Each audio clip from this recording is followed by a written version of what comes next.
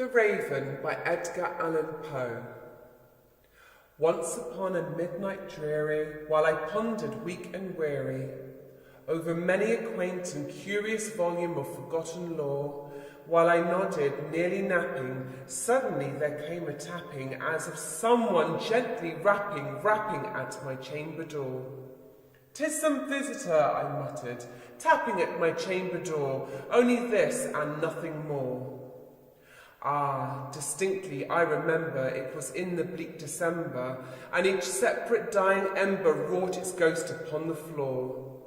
Eagerly I wished the morrow, vainly I had sought to borrow from my books surcease of sorrow, sorrow for the lost Lenore, for the rare and radiant maiden whom the angels named Lenore, nameless here for evermore.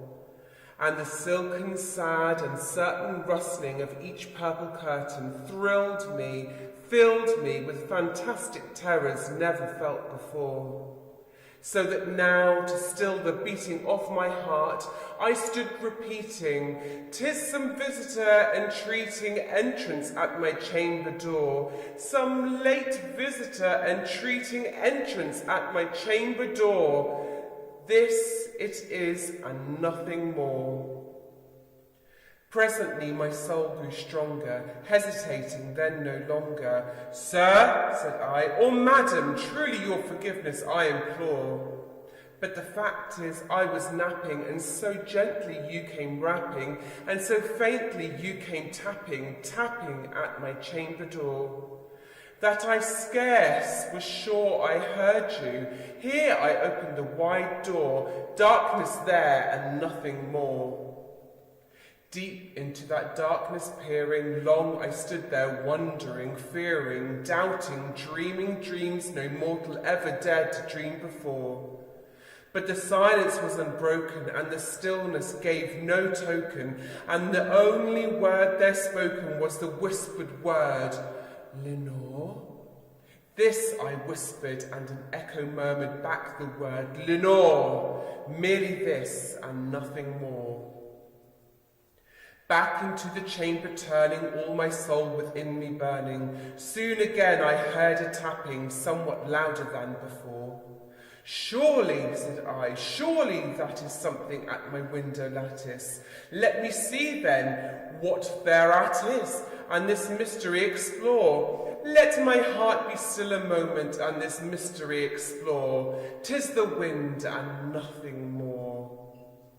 Open here I flung the shutter, when, with many a flirt and flutter, in there stepped a stately raven of the saintly days of yore.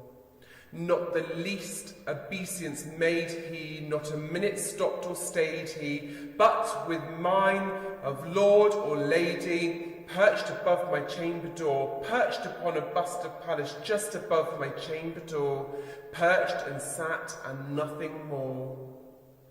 Then this ebony bird beguiling my sad fancy into smiling, by the grave and stern decorum of the countenance it wore, "Though thy crest be shorn and shaven, though," I said, "art sure no craven, ghastly grim and ancient raven wandering the nightly shore, tell me why thy lordly name is on the night Plutonian shore." Quoth the raven, "Nevermore." Much I marvelled this ungainly fowl to hear discourse so plainly, though its answer little meaning, little reverency bore. For we cannot help agreeing that no living human being ever yet was blessed with seeing bird above his chamber door, bird or beast upon the sculptured bust above his chamber door, with such name as Nevermore. But the raven, sitting lonely on the placid bust, spoke only that one word, as if his soul in that one word he did outpour.